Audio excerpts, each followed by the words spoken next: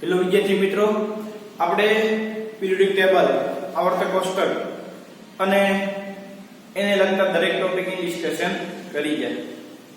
આજે મિત્રો આપણો આ ચેપ્ટરનો છેલ્લો લેક્ચર છે. આ લેક્ચરની અંદર આપણે અલગ અલગ પોઈન્ટની જે ડિસ્કશન કરવાના છીએ. એટલે કોઈડા અમુક ટેક્સ્ટ બુકના સ્વાધ્યાયના ક્વેશ્ચન છે, અમુક જેડબલઈ એડવાન્સ એના ક્વેશ્ચન છે, આઈઆઈટી ના ક્વેશ્ચન છે. એવા અગત્યના સારા ક્વેશ્ચન જે છે આપણે ડિસ્કશન કરવાના છીએ. આ સાથે આપણું આ ચેપ્ટર જે છે એ પૂરું થશે. નેક્સ્ટ લેક્ચર થી નવું ચેપ્ટર જે છે સ્ટાર્ટ થશે. ઓકે, તો મિત્રો ખાસ જે મેં તમને શોર્ટકટ આપી છે, જે વસ્તુ મેં તમને બોર્ડ પરથી પાઠ કરવાની કીધી છે, જે રીતે આપણે આખું ચેપ્ટર ભણ્યા, તમે ખૂબ સારી રીતે તૈયાર કરજો. એમાં કોઈ પ્રકારનો તમને ડાઉટ રહેવો જોઈએ નહીં. દરેક પોઈન્ટ ખાસ દરેક મિત્રોએ જે છે ક્લિયર કરવાના. ક્યારેય એમાં કોઈ પણ પ્રકારનો કોઈને પ્રોબ્લેમ રહેવો જોઈએ નહીં. આ ચેપ્ટરના ક્વેશ્ચન એ નીટ ની અંદર હોય કે જેડબલઈ ની અંદર હોય, તમારે જે છે ટોટલ માર્ક કવર અપ થાય એવી સારામાં સારી જે છે તૈયારી હવે થઈ ગયેલી હોવી જોઈએ મિત્રો. ખાસ YouTube ની અંદર આ વિડિયો જે સતત અવેલેબલ જે છે રહેવાના છે. એટલે મિત્રો ગમે ટોપિક જે છે તમે ગમે ત્યારે રિવિઝન કરી શકશો. પણ ખાસ આવર્તક કોષ્ટક એટલે કે ઇનઓર્ગેનિક કેમિસ્ટ્રી તમે જેટલું વધારે રિવિઝન કરશો એટલે તમને જે છે વધારે ફાયદો થશે. તો મિત્રો દરેક જે છે એ આ ચેપ્ટરનું ખાસ રિવિઝન કર્યા કરે અને ખાસ દરેક પોઈન્ટ જે છે નોટ ડાઉન કરીને ક્લિયર કરી નાખે. ઓકે, તો આજે આપણે થોડું ડિસ્કશન કરી લઈએ અને ત્યાર પછી જે છે આ ચેપ્ટર આપણે પૂરું કરીએ. ઓકે મિત્રો, તો એમાં ટેક્સ્ટ બુક કોયડો છે 3.10 નંબરનો કે પાણી સાથેની રાસાયણિક પ્રક્રિયાથી દર્શાવો કે Na2O બેઝિક ઓક્સાઇડ અને Cl2O એસિડિક ઓક્સાઇડ છે. હવે મિત્રો આપણે એવું કહી દીધું છે કે ધાતુના ઓક્સાઇડ,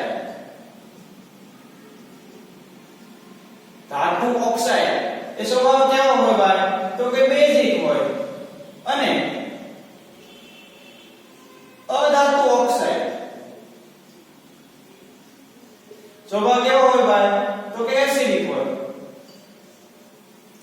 પણ અહીં આપણે કેમિકલી રિએક્શન ને અંતે જે છે પ્રૂવ કરવું છે કે ખરેખર Na2O બેઝિક હોય કે Cl2O7 જે છે એસિડિક હોય.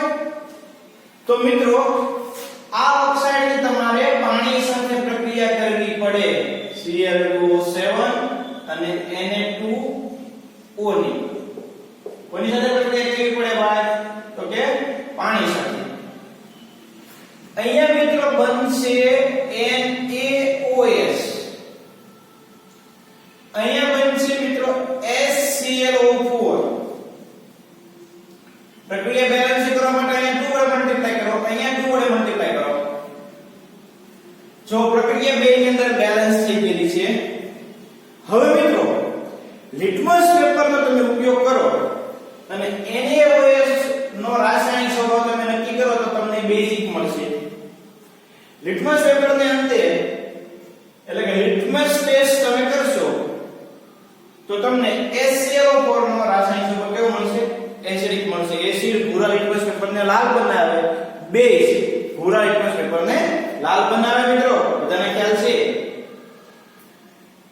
તો મિત્રો આ જે છે આપણે પ્રૂવ કરી ગયા. પ્રક્રિયાને અંતે પાણી સાથે પ્રક્રિયા કરાવી દે કે Na2O એ ઓક્સાઇડ બેઝિક છે, Cl2O7 ઓક્સાઇડ છે કેવો છે? એસિડિક ઓક્સાઇડ છે. ક્લિયર? તો ટેક્સ્ટ બુક ની અંદર આ આન્સર જે તમને આપેલો છે, રિએક્શન આપી દીધેલી છે. આપણે લિટમસ પત્રની ટેસ્ટ કરીને જે છે આપણે પ્રૂવ કરી શકીએ કે આ બનતું દાવાની એસિડિક છે કે બેઝિક. એના આધારે આપણે ધાતુ ઓક્સાઇડ કે અધાતુ ઓક્સાઇડ કેવો હોય એ જે છે નક્કી કરી શકીએ. ક્લિયર? તો હવે તમને આ ક્વેશ્ચન સમજાઈ ગયો છે. ખાસ ધાતુ ઓક્સાઇડ બેઝિક હોય, અધાતુ ઓક્સાઇડ કેવા હોય? એસિડિક હોય. ઓકે, ટેક્સ્ટ બુક નો સ્વાધ્યાયનો ક્વેશ્ચન છે 3.27 નંબરનો. અલગ અલગ એમાં 4 ક્વેશ્ચન છે. એક ક્વેશ્ચન છે બાહ્યતમ પેટાકોષમાં 5 ઇલેક્ટ્રોન હોય તેવા તત્વનું નામ જણાવો. બાહ્યતમ પેટાકોષની અંદર 5 ઇલેક્ટ્રોન હોય તેવા તત્વનું નામ જણાવો મિત્રો. ખાસ સમજજો, પેટા કોષની અંદર 5 કીધા, બાહ્ય તમ કક્ષામાં એવું નથી થયું તમને તો એ આન્સર બની જાય. ખાસ ક્લિયર કરજો, જો બાહ્યતમ પેટા કોષમાં 5 ઇલેક્ટ્રોન હોય તેવા તત્વનું નામ, એટલે મિત્રો આમાં આવશે હેલોજન સમૂહ.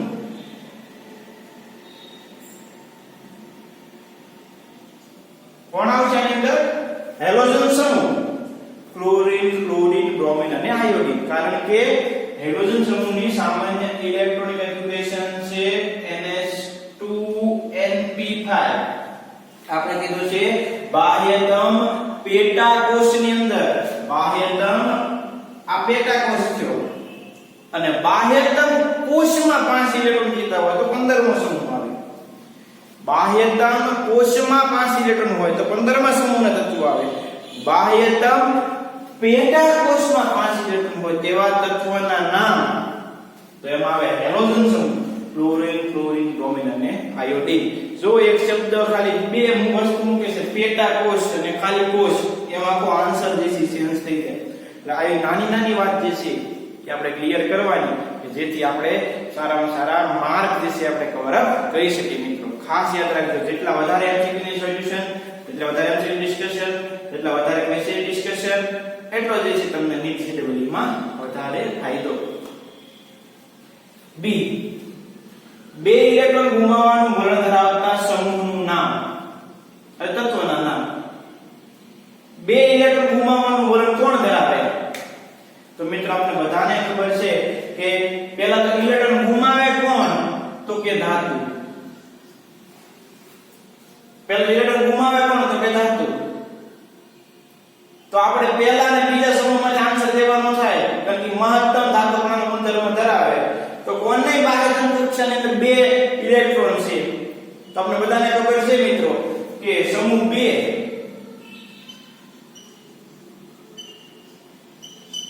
એના બાહ્યતમ કક્ષાની અંદર 2 ઇલેક્ટ્રોન છે. તો મિત્રો 2 ઇલેક્ટ્રોન ગુમાવવાનું વલણ છે ધરાવશે કોણ કોણ?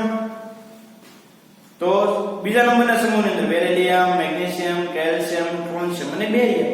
આન્સર શું આવશે ભાઈ? સમૂહ નંબર 2 ના તત્વો બેરિલિયમ, મેગ્નેશિયમ, કેલ્શિયમ, ટ્રોન્શિયમ અને બેરિયમ. ક્લિયર? આમાં હેલોજન સમૂહ, આમાં સમૂહ નંબર 2.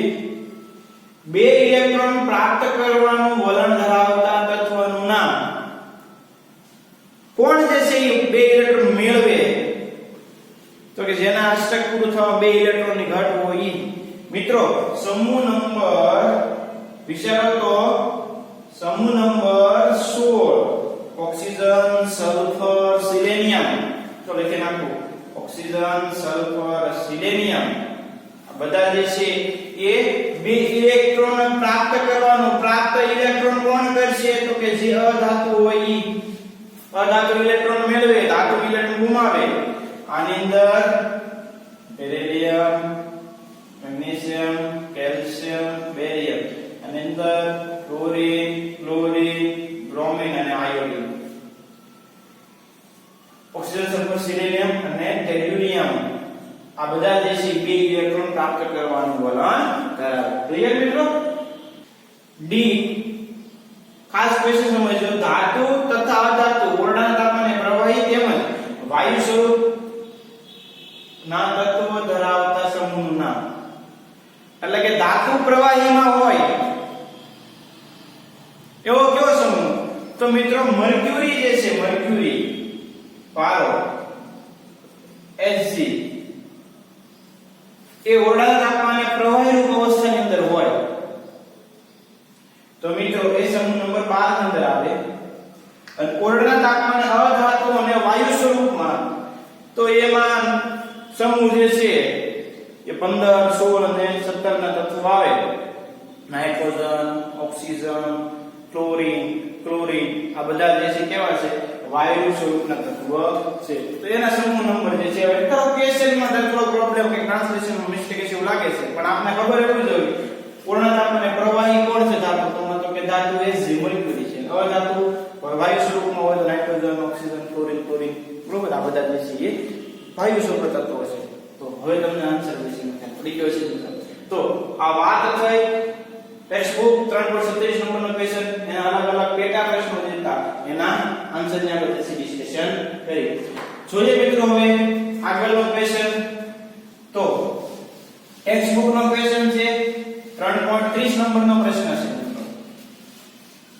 નીચે જણાવેલ બાહ્યતમ ઇલેક્ટ્રોનીય રચના ધરાવતા તત્વના સ્થાન કઈ જગ્યાએ આવેલા છે.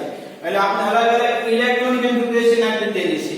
એ આવડત કોષ્ટકમાં ક્યાં આવેલા છે, લોકેશન કઈ જગ્યાએ છે એ તમારે નક્કી કરવાનું છે મિત્રો. Textbook question number 3.30. એમાં પહેલું છે NH2NP4 NH2NP4 n બરાબર 3 કીધું છે એટલે 3s2 3p4 એટલે મિત્રો આટલો આપણે ખબર પડી ગયો કે આ 3 એટલે આવર્ત, બરોબર. ત્રીજા આવર્તનું તત્વ છે તો ફિક્સ થઈ ગયું. અને અહીંયા 4 છે એટલે કોની ઇલેક્ટ્રોન કન્ફિગ્યુરેશન, સામાન્ય ઇલેક્ટ્રોન કન્ફિગ્યુરેશન ની અંદર કોણ સમાશે છે NH2NP4 આવે. આ કયા સમૂહની ઇલેક્ટ્રોન કન્ફિગ્યુરેશન છે ભાઈ? તો આપણે ખબર પડી જાય કે 16મા સમૂહના તત્વની સામાન્ય ઇલેક્ટ્રોન કન્ફિગ્યુરેશન છે. અકો yes. Oxygen 2s2 2p4, sulphur 3s2 3p4. તો મિત્રો 16મા સમૂહમાં બીજા નંબરનું તત્વ સલ્ફર જે છે એની આપણે આ ઇલેક્ટ્રોનિક કન્ફિગ્યુરેશન આપી દીધેલી છે. ક્લિયર? તો આવડી જાય આપણે ક્વેશ્ચન ભાઈ. S સલ્ફરની ઇલેક્ટ્રોનિક કન્ફિગ્યુરેશન છે, 16મા સમૂહમાં આવેલો છે. 16મો સમૂહ અને ત્રીજા આવર્તનું એક તત્વ થશે. આગળ સેકન્ડ નંબરનો ક્વેશ્ચન છે ભાઈ N-1D2 અને NH2 n બરાબર 4 એટલે 3D2 અને 4s2 છું. એટલે આટલે આપણે ખબર પડી ગઈ કે આવર્ત નંબર 4 નો તત્વ છે. s કક્ષક ઇલેક્ટ્રોન થી પૂર્ણ ભરાયેલી છે એટલે પહેલા અને બીજા સમૂહનું તત્વ નથી, પણ d કક્ષક ઇલેક્ટ્રોન થી અર્ધ પૂર્ણ ભરાયેલી છે એટલે આપણે ખબર પડી ગઈ કે સંક્રાંતિ તત્વ છે. શું તત્વ છે એ ભાઈ?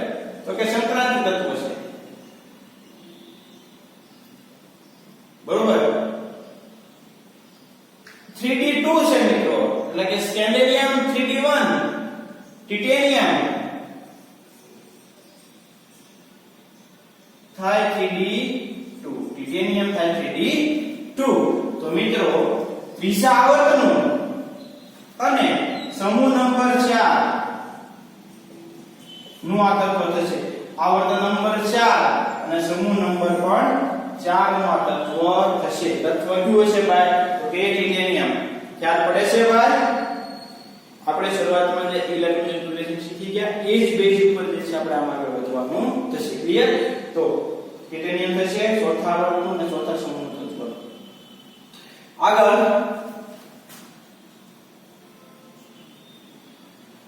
N-2F7 N-1D1 NH2 n બરાબર 6 એટલે કે આવર્ત નંબર એનો કેટલામો છે ભાઈ? 6થો. ક્લિયર? આવર્ત નંબર 6થો કીધો f કક્ષક ઇલેક્ટ્રોન થી અર્ધપૂર્ણ છે એવું તમને દેખાઈ રહ્યું છે એટલે મિત્રો ઈ આપણે ખબર પડશે કે f બ્લોક એલિમેન્ટ છે. ત્યાં તત્વોનું છે f બ્લોક એલિમેન્ટ એટલે ત્રીજા સમૂહમાંથી પડેલા તત્વો છે. અને સમૂહ નંબર 3 કેવો તો કહી શકાય એ સમૂહ 3 માંથી પડેલા છે f બ્લોક એલિમેન્ટ થશે. n-2 એટલે કે 6 - 2 એટલે કે 4 4f7 5d1 6s2 આવર્ત નંબર 6 f બ્લોક એલિમેન્ટ ત્રીજા સમૂહમાંથી પડેલી દીધેલા છે. 4f7 5d1 એટલે એ તત્વ થાય Zd, કહેવાય એને ગેડોલિનિયમ. કયું તત્વ છે ઈ? ગેડોલિનિયમ. આગળ આવશે f બ્લોક એલિમેન્ટ ની તારા હું તમને ફરીવાર એ એબ્લોક એલિમેન્ટના દરેક તત્વોને નામ, સંજ્ઞા અને પરમાણુ ક્રમાંક વિશે શીખવાડીશું. બરોબર? એટલે અત્યારે ટેન્શન ન લેતા, પણ આપણે એટલી ખબર પડી જોવે કે સંખ્યાઓનું તત્વ છે એબ્લોક એલિમેન્ટ થશે. આ ગેડોલિનિયમ નામે લખ્યું છે, ગેડોલિનિયમ કીધું છે તો તમારે જાણકારીમાં જશે. આપણે આગળ શીખવાના છીએ. બરોબર? તો આ ત્રણ ક્વેશ્ચન હવે તમને જે છે ક્લિયર થઈ ગયા હશે. જો મિત્રો આવા નાના નાના પોઈન્ટ તમે શીખતા જાવ, યાદ રાખતા જાવ, તો મિત્રો આગળ આપણને બહુ જે છે ઇનઓર્ગેનિક કેમિસ્ટ્રીની અંદર મજા આવશે. બરોબર? આગળ 3.31 નંબરનો ક્વેશ્ચન છે. તત્વ એની પ્રથમ આયનિક એન્થાલ્પી આપી છે, એની દ્વિતીય આયનિક એન્થાલ્પી આપી છે, અને ઇલેક્ટ્રોન પ્રાપ્તિ એન્થાલ્પી આપી દીધી છે. જો ડેલ્ટા IS1 એટલે પ્રથમ આયનિક એન્થાલ્પી, ડેલ્ટા IS2 એટલે કે દ્વિતીય આયનિક એન્થાલ્પી, અને આને કહેવાય છે ઇલેક્ટ્રોન પ્રાપ્તિ એન્થાલ્પી. શું કહેવાય છે? ઇલેક્ટ્રોન પ્રાપ્તિ એન્થાલ્પી. આના આધારે જે છે મિત્રો આપણે અમુક ક્વેશ્ચન પૂછ્યા છે. 5 ક્વેશ્ચન છે, એનો જે છે આપણે આન્સર દેવાનો છે. આ આન્સર ત્યારે તમે આપી શકો જ્યારે મેં તમને આગળ ઘણા એવા સેન્ટેન્સ કીધા છે. એ સેન્ટેન્સ થી તમે આનો આન્સર જે છે આપી દેશો. જોઈએ આપણે. સૌથી ઓછું પ્રતિક્રિયાત્મક તત્વ, સૌથી ઓછું પ્રતિક્રિયાત્મક તત્વ. તો મિત્રો જે તત્વની આયનિક એન્થાલ્પી સૌથી વધારે હોય એ તત્વની પ્રતિક્રિયાત્મકતા સૌથી ઓછી.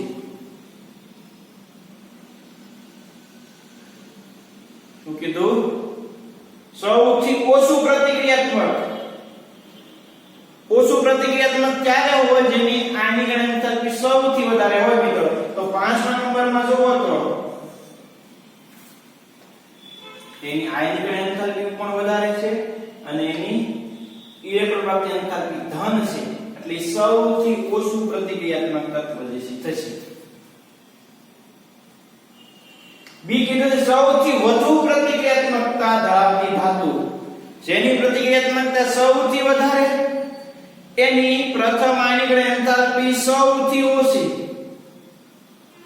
તો મિત્રો સેકન્ડ નંબરમાં ચેક કરો તો જો આ નાના નાના પોઈન્ટ મેં તમને અગાઉ કહી દીધેલા છે. ભાઈ હું તમને કહું છું, બાકી કઈ નવું તમને શીખવાડતો નથી.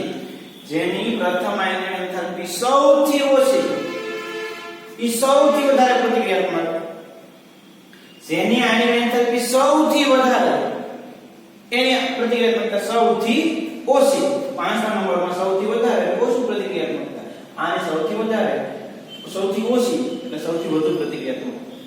સૌથી વધુ પ્રતિક્રિયાત્મકતા ધરાવતી અધાતુ. જો મિત્રો અધાતુ કીધી છે, અધાતુ માટે આપણે તેની ઇલેક્ટ્રોન ગેઇન એન્થાલ્પી ચેક કરવી પડશે.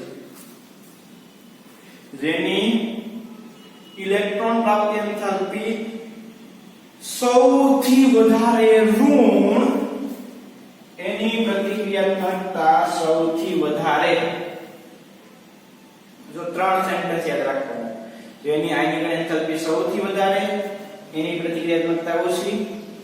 જેની પ્રથમ આયનિક એન્થાલ્પી સૌથી ઓછી એની પ્રતિક્રિયાત્મકતા સૌથી વધારે. અધાતુ માટે સૌથી વધારે પ્રતિક્રિયાત્મકતા કોણ ધરાવે? તો કે એની ઇલેક્ટ્રોન પ્રાપ્તિ એન્થાલ્પી કેવી હોય મિત્રો? સૌથી વધારે ઋણ હોય. તો એ જે છે મિત્રો સૌથી વધારે પ્રતિક્રિયાત્મકતા ધરાવતું તત્વ છે. એટલે આમાં જે છે હું આન્સર આવશે 3 નંબર આવશે. ક્લિયર? આગળ તો મિત્રો આપણે ક્લિયર થઈ ગયા છે 3 સેન્ટેન્સ ને અંતે. હવે જોઈએ કે આપણે આગળ સ્થાયી દ્વિઅંગી ડાયહેલાઇડ જેનું સંયોજન છે, સંયોજનનું સૂત્ર છે MX2. તો તે બનાવનાર ધાતુ કઈ? તો મિત્રો આયનિક એન્થાલ્પી ઓછી હોય એ બનાવી શકે. પ્રથમ આયનિક એન્થાલ્પી ઓછી હોય, દ્વિતીય આયનિક એન્થાલ્પી વધારે હોય. તો મિત્રો એ MX2 પ્રકારનો હેલાઇડ બનાવી શકે. મુખ્યત્વે સ્થાયી સહસંયોજક હેલાઇડ જેનું અણુસૂત્ર MX પ્રકારનું છે.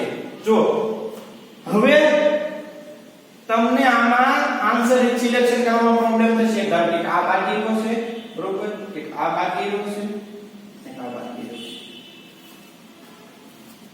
આ ત્રણ આન્સર સિલેક્ટ કરવાના છે જો મુખ્યત્વે સ્થાયી સહસંયોજક હેલાઇડ સંયોજનો કે જેનું અણુસૂત્ર mx છે તે બનાવનાર અધાતુ કોણ અને એક એવો ક્વેશ્ચન છે સ્થાયી દ્વિઅંગી હેલાઇડ સંયોજક કે જેનું અણુસૂત્ર mx2 છે તો તે બનાવનાર ધાતુ કયું આ દ્વિઅંગી છે એટલે બે હેલાઇડ છે હેલોજન છે આમાં એક હેલોજન છે તો મિત્રો પ્રથમ આયનિક એન્થાલ્પી ઓછી પણ દ્વિતીય આયનિક એન્થાલ્પી વધારે હોય તો ફક્ત ને ફક્ત mx પ્રકારના હેલાઇડ સંયોજક બનાવે પ્રથમ આયનિક એન્થાલ્પી ઓછી હોય દ્વિતીય આયનિક એન્થાલ્પી બહુ વધારે હોય હેલાઇડ બનાવે એટલે આ પ્રથમ ઓછી છે દ્વિતીય બહુ વધારે છે તો મિત્રો પહેલા નંબરનું જે તત્વ છે મિત્રો પહેલા નંબરનું એ ફક્ત ને ફક્ત mx પ્રકારના હેલાઇડ બનાવે પાકું જેની પ્રથમ અને દ્વિતીય આયનિક એન્થાલ્પી નાની ઓછી હોય તો એ બનાવશે mx2 પ્રકારના હેલાઇડ કારણ કે કમ્પેરેટિવલી આની તમે ચેક કરો ઓછી છે બે આયનિક એન્થાલ્પી ઓછી હોય તો બાઇનરી બનાવશે આ જે છે બનાવશે એક અંગી કહેવાય છે કે સ્થાયી સહસંયોજક હેલાઇડ mx પ્રકારની હેલાઇડ બનાવે એટલે મિત્રો આયનિક એન્થાલ્પીના આધારે જે છે તમારે એનો આન્સર જે છે તમારે સિલેક્ટ કરવાનો થાય ખાસ દરેક મિત્રો આવા નાના પોઈન્ટ જે છે નોટ ડાઉન કરતા ગયા છે જો કર્યા હોય તો ફરીવાર વિડિયોમાં તમે આ લેક્ચરમાં પાછળ જાઓ હું જે કહું છું નાના પોઈન્ટ જે છે તમે નોટ ડાઉન કરી લો કે જેના કારણે તમને MCQ સોલ્યુશન કરવામાં ક્યારેય પ્રોબ્લેમ પડશે નહીં ક્લિયર મિત્રો તો આની અંદર જે છે કેવો આન્સર તમે નોટ ડાઉન કરી લીધો હશે જોઈએ હવે આપણે આગળનો ક્વેશ્ચન 3.32 નંબરનો છે ટેક્સ્ટ બુક નો lithium oxygen aluminium iodine phosphorus fluorine ત્યાર પછી લિથિયમ નાઇટ્રોજન સિલિકોન ઓક્સિજન 71 નું તત્વ અને ફ્લોરિન મિત્રો અલગ અલગ તત્વો તમને આપી દીધેલા છે અને એના આધારે જે છે તમારે એનું સંયોજનનું અણુસૂત્ર જે છે લખવાનું છે ખાસ પહેલા તો એ તત્વ કયા સમૂહનું છે આપણને ખ્યાલ હોવો જોઈએ તો હું દરેકના સમૂહ લખી નાખું લિથિયમ સમૂહ 1 માં આવેલું છે ઓક્સિજન એ સમૂહ નંબર 16 માં આવેલું છે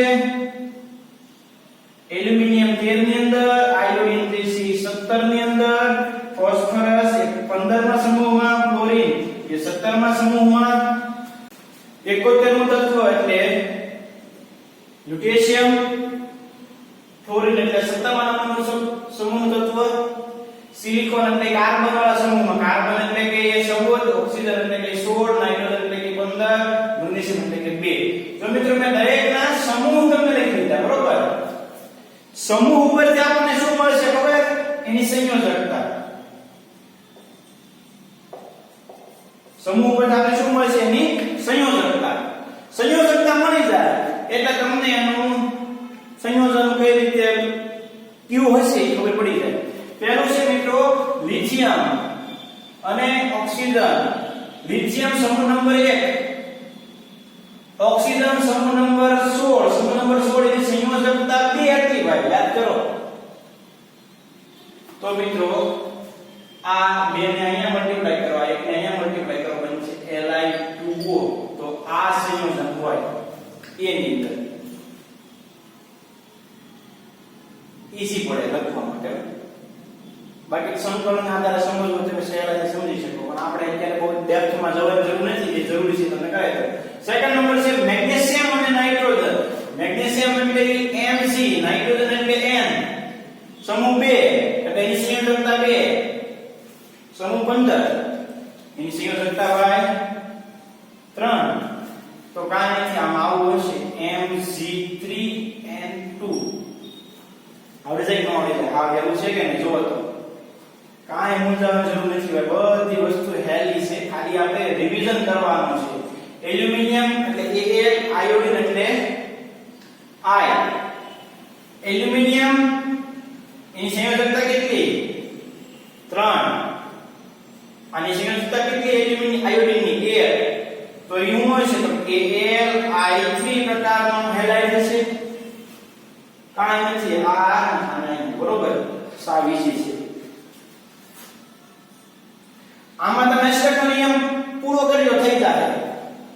આમાં તમે સ્ટેકનો નિયમ ફોલો કર્યો નાઇટ્રોજનમાં થઈ જશે. આ બન્યા પછી બોલો તમે લુઈસ પોઈન્ટ રિપ્રેઝન્ટેશન, લુઈસ બિંદુ નિરૂપણ શીખી ગયા કે નહીં? બસ એ કરજો. હવે આમાં શક્ય થઈ જાય બધા. પણ ચોથા નંબરનું ડી માં છે સિલિકોન અને ઓક્સિજન. આની સંયોજકતા 4 છે, આની સંયોજકતા 2 છે. એટલે તમે પહેલા આવું લખશો Si2O4, પણ બે કોમન કાઢો તો આમ થાય SiO2. એટલે આ એનું સંયોજનનું સૂત્ર છે SiO2. બે કોમન નીકળે બેમાંથી શું થાય? SiO2. ક્લિયર? P માં ફોસ્ફરસ અને ક્લોરીન. ફોસ્ફરસ એટલે P, ક્લોરીન એટલે F. 15 માં સમૂહનું તત્વ છે. એની સંયોજકતા કેટલી? 3. આની સંયોજકતા કેટલી? 1. તો કયું સંયોજન છે? તો કે PF3 છે ને. આ બીજી વાત તમને પ્રશ્ન જોઈને એમ શું છે અમે કેમ આન્સર દઈશું પણ જો તમે સાવ ઈઝી છે. 71 છે એટલે Lu અને ક્લોરીન. મિત્રો આ 71 નું તત્વ છે એટલે એને લેન્થેનોઇડ કહેવાય. શું કહેવાય? લેન્થેનોઇડ. લેન્થેનોઇડ ના દરેક તત્વ જે છે એની સંયોજકતા 3 છે. એટલે આ બનાવશે LuF3. શું બનાવશે? આ LuF3 પ્રકારનું 71 નું તત્વ Lu, પોટેશિયમ. લેન્થેનોઇડ ના દરેક તત્વની સંયોજકતા 3, ક્લોરીન ની 1, તો બનાવશે LuF3 પ્રકારનું સંયોજન બનાવશે. જો મિત્રો સમૂહ નંબર તમને ખબર પડે અને સંયોજકતા તમને જાવેથી યાદ રહી ગઈ હોય મિત્રો, તો આ ક્વેશ્ચન નો આન્સર તમે સાવ ઈઝી રીતે છે તમે આપી શકશો. એટલે આમાં કાંઈ મંગાવવા જેવું છે નહીં. બસ સમૂહ નંબર, એનો આવર્ત નંબર એ બધું તમે નક્કી કરી લો એટલે જે છે તમારો આન્સર કેવો થઈ જશે? ભાઈ ઈઝી થઈ જશે. સાવ કોઈ પણ પ્રકારનો એમાં હવે તમને પ્રોબ્લેમ રહેશે નહીં. ઓકે, તો 32મા નંબરનો ક્વેશ્ચન જે છે તમને ખાસ 100% ક્લિયરલી સમજાઈ ગયો હશે. ઓકે, 161મા નંબરનો ક્વેશ્ચન છે. અલગ અલગ તત્વ આપી દીધેલા છે. આપણે નીચે આપેલા વિધાનો સાથે બંધ બેસ્ટ કયું તત્વ છે નક્કી કરવાનું છે. તો દરેક વાક્યને રીડ કરતા જઈએ અને ઉપરમાંથી કયું તત્વ ક્યાં આવશે એ સેટ કરતા જઈએ એટલે આપણો જે છે એમાં આન્સર આવી જાય. પ્લેન. સૌથી ઓછી આયનિકરણ એન્થાલ્પી ધરાવતું તત્વ. સૌથી ઓછી સમૂહ 1 અને સમૂહ 2 ના તત્વો ઓછી ધરાવે છે. આમાં સમૂહ 1 નું તત્વ કે હોય જ ને ભાઈ, કયું છે? સીઝિયમ. કેન્સલ કરીને કે આમાં આન્સર આવી ગયો. તો A ની અંદર શું આવશે? CS એ સૌથી ઓછી આયનિક એન્થાલ્પી ધરાવે. સૌથી વધુ ઋણ ઇલેક્ટ્રોન પ્રાપ્તિ એન્થાલ્પી ધરાવતું તત્વ. સૌથી વધુ ઋણ ઇલેક્ટ્રોન પ્રાપ્તિ એન્થાલ્પી કોણ હોય? તો આપણે બધાને ખ્યાલ છે સૌથી વધારે ઋણ ઇલેક્ટ્રોન પ્રાપ્તિ એન્થાલ્પી ક્લોરીન ની છે. યાદ રાખ્યું ને ભાઈ બધાએ? લિથિયમ સાથે વિકર્ણ સંબંધ કોણ હોય? લિથિયમ સાથે વિકર્ણની સંબંધમાં તો કે Mg હોય મિત્રો, યાદ છે ને? બેરિલિયમ સાથે એલ્યુમિનિયમ, બોરોન સાથે સિલિકોન. અર્ધપૂર્ણ પેટાકોષ p કક્ષક ઇલેક્ટ્રોનથી અર્ધપૂર્ણ ભરાયેલી હોય છે. કયા સમૂહમાં હોય? તો કે 15મા સમૂહમાં. 15મા સમૂહમાં કયું તત્વ છે ભાઈ? તો કે નાઇટ્રોજન, ફોસ્ફરસ, આર્સેનિક, એન્ટિમોની અને બિસ્મથ. આપણે ફોસ્ફરસ આપી દીધેલું છે એટલે આમાં આન્સર ફોસ્ફરસ આવશે, P. સૌથી વધુ વિદ્યુત ઋણ કોની વિદ્યુતતા સૌથી વધારે છે ભાઈ? તો કે ક્લોરીનની. અને સમૃદ્ધ કોષ રચના ધરાવતું તત્વ, સંપૂર્ણ કોષ ભરાયેલું તત્વ કયું છે ભાઈ? તો કે આર્ગોન. તો આવા આન્સર જે છે આગળ આન્સર છે તમે મેચ કરી લો. સીઝિયમ, પછી ક્લોરીન, પછી મેગ્નેશિયમ, Mg, મેગ્નેશિયમ, પછી ફોસ્ફરસ, ક્લોરીન અને આર્ગોન. તો મિત્રો આ રીતે જે છે આપણે આન્સર કરવાનો હતો, આન્સર આપવાનો હતો મિત્રો. ખાસ નાની નાની વસ્તુ જે છે મિત્રો શું યાદ હોય, આવા ક્વેશ્ચન જે છે સાવ તમારા માટે કેવા ઈઝી થઈ જાય. એટલે આવું તમારે મિત્રો યાદ રાખવું હોય તો તમારે વારંવાર જે છે રિવિઝન કરવું પડે. જો તમે કરતા હશો તો તમારે કઈ ટેન્શન લેવાનું નથી. આગળ 1.62 માં નંબરનો ક્વેશ્ચન છે કે નીચેના તેમની સામે કૌંસમાં દર્શાવેલ ગુણધર્મના વધતા ક્રમમાં ગોઠવો. રાસાયણિક પ્રતિક્રિયાત્મકતા માટે દ્વિતીય કાયમી એન્થાલ્પી, કદ અને ઇલેક્ટ્રોન પ્રાપ્તિ એન્થાલ્પી આપણે ચડતા ક્રમમાં ગોઠવવાના છે. એમાં રાસાયણિક પ્રતિક્રિયાત્મકતા માટે મિત્રો તમને ખબર છે કે I2 પછી Br2 પછી Cl2 અને પછી F2 આ રાસાયણિક પ્રતિક્રિયાત્મકતાનો ક્રમ થઈ ગયો હેલોજન માટે. ક્લોરીન સૌથી વધારે પ્રતિક્રિયાત્મક, આયોડિન સૌથી ઓછું. ઓકે, એને સાબ ઈઝી બને. સેકન્ડ દ્વિતીય કાયમિક અને એન્થાલ્પી એટલે આપણે દ્વિતીય કાયમિક અને એન્થાલ્પી તો આપણે બધાને ખ્યાલ છે ઓક્સિજન, ફ્લોરિન, નાઇટ્રોજન અને કાર્બન જ્યારે આપણે રેગ્યુલર લેક્ચર અંદર શીખી ગયા હતા. દ્વિતીય કાયમિક એન્થાલ્પી એટલે બીજો ઇલેક્ટ્રોન દૂર કરવા માટે. તો એનો ક્રમ આવો જ હતો. કાર્બનની સૌથી ઓછી, પછી નાઇટ્રોજન, પછી ફ્લોરિન અને પછી ઓક્સિજન. ત્યાર પછી કદ તો આપણે બધાને ખબર છે જેમ ધન વિસ્ભાર વધે એમ કદ શું થાય ભાઈ? તો કે ઘટે. તો કે જેમ ધન વિસ્ભાર ઘટે એમ કદ વધે. તો Sn નું કદ સૌથી વધારે, Sn+4 નું કદ સૌથી ઓછું. થઈ ગયું ને ઈઝી. હા, ઇલેક્ટ્રોન પ્રાપ્તિ એન્થાલ્પી નો ક્રમ તો જેમ જાવ એમ શું થાય? વધારે ઋણ થતી જાય. તો લિથિયમ ની સૌથી ઓછી ઋણ, એમાં નાઇટ્રોજન ની ધન છે પણ એ ધનમાં એ ઓછી છે. પછી ઋણ નીચેની સાથે જે છે લખતા જાવ.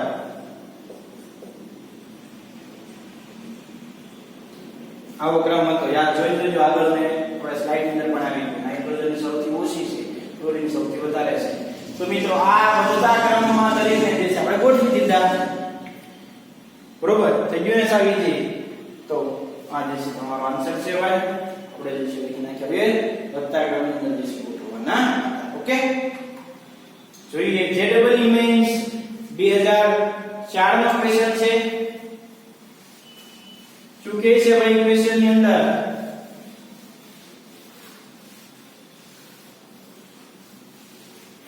તો કે અલગ અલગ આપણને ઓક્સાઇડ આપી દેલા છે. એ એસિડિક પ્રબળતાને આધારે યોગ્ય ક્રમ કોનો છે? એટલે ABCD માંથી કયો યોગ્ય ક્રમ છે તમારે નક્કી કરવાનું છે. તો એના માટેનો કોન્સેપ્ટ આ છે ધાતુ અને અધાતુ. તો સૌથી વધારે ધાતુ આ 13મા સમૂહનું તત્વ છે. આ સિલિકોન 14મા નંબરનું, આ ફોસ્ફરસ અને આ સલ્ફર 16 છે. બધામાં આવર્ત એક જ છે. જુઓ બધા એક જ આવર્તના છે. 30 આવર્તના છે. ક્યાં આવર્તના છે ભાઈ? બીજા બધા તમે 30 આવર્તના છે. આવર્ત બદલતો નથી. તો આપણે ડાબી છે જમણી જાય એમ અધાતુનો ગુણ વધે છે. આ સૌથી વધારે અધાતુ છે, આ સૌથી ઓછો આ સૌથી વધારે ધાતુ છે, આ સૌથી વધારે ધાતુ છે. બરોબર ને? સૌથી ઓછી અધાતુ એટલે ધાતુ પણ ગુણધર્મ વધારે. તો અધાતુનો ઓક્સાઇડ કેવો હોય ભાઈ? એસિડિક હોય. તો આ સૌથી વધારે એસિડિક, એના કરતા ઓછો, એના કરતા ઓછો, એના કરતા ઓછો. તો ડી આન્સર થાય. જોઈએ છે ને ઈઝી. આ ક્લિયર થઈ જાય ને તો આ આન્સર આવે છે. બોર્ડ પર લખતું ને ભાઈ, બસ એ ક્લિયર. દરેક આન્સર તમારા માટે કેવું ઈઝી. તો કયો આન્સર આવશે ભાઈ? જે આની અંદર ડી આન્સર આવશે. JEE મેઇન નો ક્વેશ્ચન છે. તમે જો તો અમુક સેકન્ડોમાં જે સોલ્વ કરી નાખો. કેમ? તો કે આપણે બોર્ડ પર અને શોર્ટકટ જે છે તો લખેલી છે, એપ્લાય કરો એટલે આન્સર આવે. ડી આન્સર આવશે. Okay, in the following reaction ZnO is respectively active as a zinc oxide એ કોના તરીકે વર્તન કરે છે? આ કેવો છે? બેઝિક. આયનિક સંક્રમણમાં કેવો છે? તો કે એસિડિક. એસિડ સાથે બેઝ પ્રક્રિયા કરે અને બેઝ સાથે કોણ પ્રક્રિયા કરે? એસિડ. તો પહેલી રિએક્શન ની અંદર ઝિંક ઓક્સાઇડ એસિડ છે, બીજી રિએક્શન ની અંદર ઝિંક ઓક્સાઇડ બેઝ છે. તો આપણો આન્સર થશે એસિડ અને બેઝ. બરોબર ને? છે ને સાવી? JEE મેઇન 2017 નો ક્વેશ્ચન છે ભાઈ. કોન્સેપ્ટ એના ઈ જ છે, ખાલી એપ્લાય કરતા શીખવાનું છે. એને એપ્લિકેશન બેઝ આવડી ગઈ એટલે તમારો 100% જે છે કોન્સેપ્ટ ની ક્લિયરિટી થઈ ગઈ એમ કહેવાય. એપ્લિકેશન કેમ કરાય, એપ્લાય કેમ કરાય થિયરી આપણે તો આ વસ્તુ છે અને આ એપ્લાય કરી દીધો આપણને આન્સર મળી ગયો. તમને તો ઈઝી લાગશે મિત્રો, કારણ કે આપણે ખૂબ સારી રીતે શીખી ગયા છીએ, બરોબર? તો નાના નાના પોઈન્ટ જે છે તમે નોટ ડાઉન કરતા જાઓ એટલે જો તમને છેલ્લે ચેપ્ટર પૂરું થવાનું છે ત્યાં દરેક ટોપિક જે છે કેવા થઈ જાય ક્લિયર થઈ જાય. આઈઆઈટી 1987 નો ક્વેશ્ચન છે. તત્વ અને વિદ્યુત ઋણતાના ખાલી ક્રમમાં વધે છે. તત્વ આ કીધેલા છે, જોઈ લો. કોણ સૌથી વધારે વિદ્યુત ઋણ હોય?